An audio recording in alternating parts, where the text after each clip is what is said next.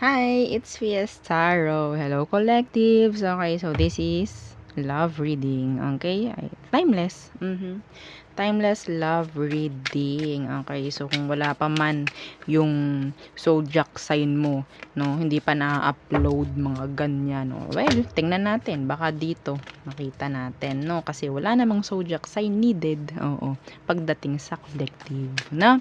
Okay, so syempre, before tayo mag-start, kung hindi ka pa nakakapag-subscribe, please do subscribe and hit the notification bell para lagi po tayo maging updated sa mga mangyayari pa lang. Okay, and yeah, don't forget na mag-follow sa atin pong FB page. Okay, and kung may tanong po pagdating sa private reading, you can message me sa atin pong FB page for more info. Okay, and yes, kung gusto nyo na magparid sa iba kong friends, oo, ito yung kanilang, oo, yan, kanilang FB page. You can message them, no, dyan sa kanilang page na yan, oo. So, search nyo na lang yan, oo, screenshot nyo na lang, okay, 1, 2, 3, 3, 2, 1, okay.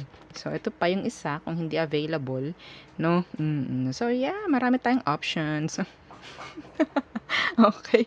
So, yan. 1, 2, 3, 3, 2, 1. Okay. So, yeah.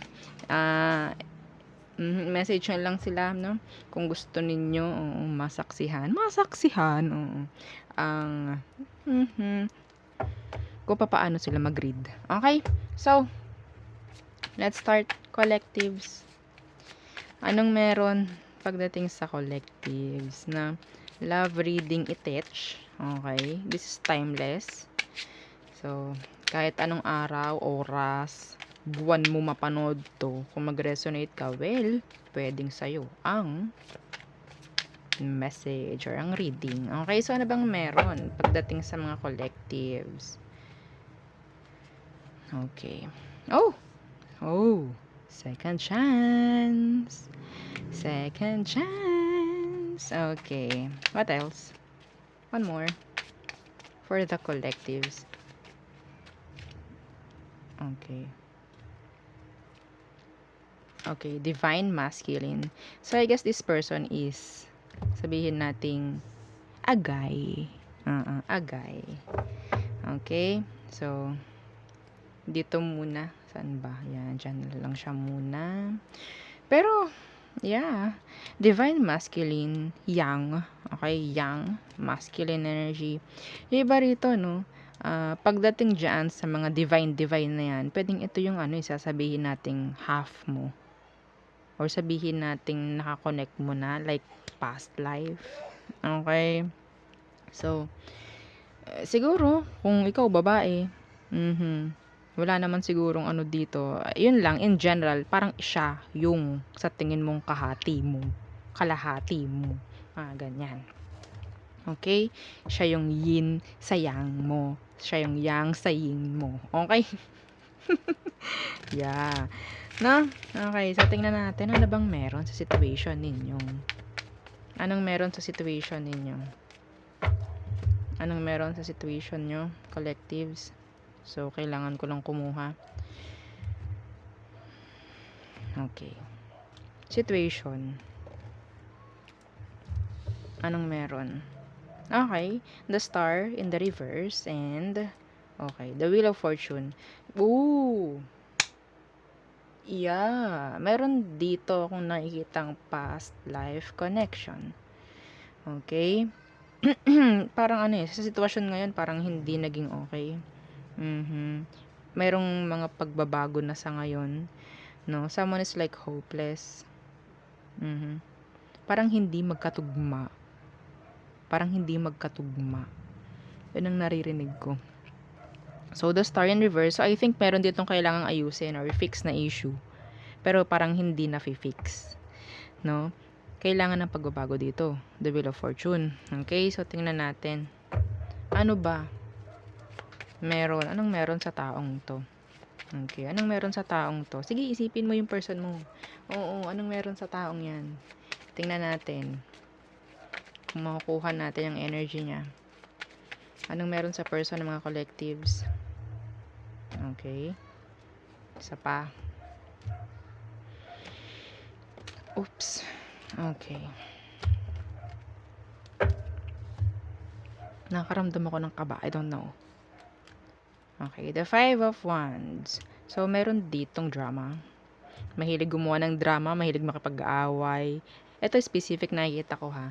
Itong taong tong hilig makipag-away sa chat. Okay? Yeah, the Four of Swords. Ngayon, andyan yung sabihin nating nananahimik. May nangyaring arguments pagdating sa taong to. May nangyaring arguments sa inyo. Tapos ngayon, parang napaka-silent.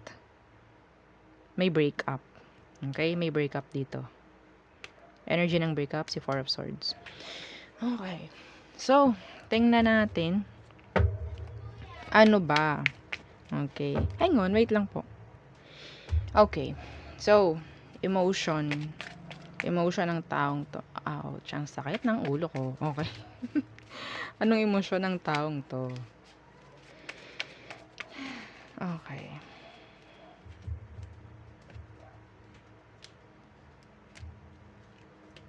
There. Emosyon niya pagdating sa'yo. Okay, the Six of Pentacles in reverse. So, there's no equal give and take. Oh! The Ace of Pentacles. Hindi pa kayang ibigay. Ang nakikita ko talaga dito, hindi ito yung right timing for you. For the both of you. Meron siyang offer. Meron siyang gustong i-offer, pero hindi pa niya kaya. Hindi pa niya kaya, I think. Kung ito, this is Ace of Pentacles, this is energy ng second chance. Pero the Six of Pentacles in reverse, hindi pa niya ibinibigay. So I think, itong taong to, emosyon niya pagdating sa'yo, gusto niya ng, second chance. Pero, ang dami niyang dahilan. Okay, ang dami niyang dahilan, ang dami niyang hanash, kaya hindi pa mangyari-yari. Okay, so isa na doon, yung pananahimik niya. Isa na yun doon. Okay? Yeah, gusto na itong another chance with you. Yes. Siguro, ikaw hinihintay nito, wag mong gawin. Okay? Oo, wag mong gawin. Okay. So, ano emosyon mo for this person? Anong emosyon mo for this person? Okay, collectives. Emosyon mo pagdating sa kanya, collectives. Okay. Okay, the Four of Wands in reverse. Okay, and the Seven of Pentacles in reverse. Bakit ikaw na nararamdaman mo wala na tong patutunguhan? Bakit ikaw nararamdaman mo ganun? Itong taong to gusto pa. Pero yun nga, sabihin nating baka maaksaya lang to. So I guess, kaya ganito siya, pwedeng ganito ang nararamdaman mo. Like, or ang pinapakita mo sa kanya, like, okay, ayoko na. Waste of time lang to. Kahit gusto ng taong ito, gusto ng taong ito na magkaroon kayo ulit ng pagbabalikan. Pero, may takot. May drama kasi. May drama. Kailangan i-fix. May kailangan i-fix dito, collectives. Okay. I guess nasa sa'yo ang problem. Pwedeng vice versa, don't worry. Oo, lagi ako nakakita. Bakit ako yung may problem? Keme. Na? Okay. Siyempre, sino ba ang umamin na may kasalanan siya? Well, okay. Wala. Madalang ang umamin ng kasalanan, no? Yes. Reality naman yun. Reality check. Okay. Siyempre, ego yan. So, tingnan natin. Ano bang next action ng taong to? Gumawa na kaya ng next action? Tingnan natin. Gumawa na ba siya? Next action.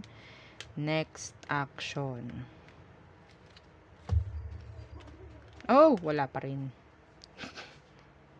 Oo. Para siyang pipe, bulag, bingi sa sitwasyon. Stuck. Okay? Wala. The Ten of Cups universe. Kapag to walang ginawa, matik ending to. Yeah. Sayang to. Well, wala siyang gagawin. Kasi nga, Hindi niya alam kung paano. Andun din yung para siyang nangangapa. Okay? And, yeah, may chance na talagang pabayaan na lang niya to. Kung ganito nga talaga yung nararamdaman mo. Okay? Like, wala na itong patunguhan, napaka-unstable ng relasyon namin, ng connection namin. Kapag ganun, mga pinagsasabi mo noon bago kayo mag-break, nakatatak to sa utak niya, sa isip niya. Okay? So, bakit pa?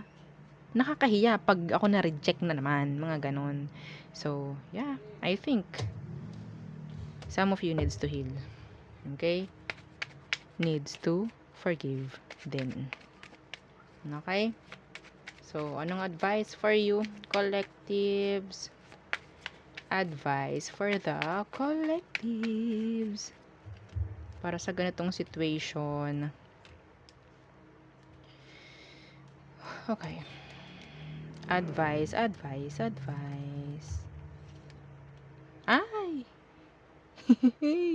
The Three of Cups. Energy of reconciliation. And, chararan, the Four of Cups. Overthinking. Okay? Hindi masamang pag-isipan mabuti to. Yes, hindi masamang pag-isipan to.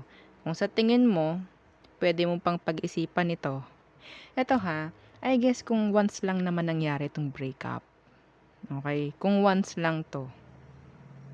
Pareho kayo nag-iisipan nito eh. Kung once pa lang, hindi naman masama na magbigay ulit. Pero kailangan may mangyayaring pagbabago.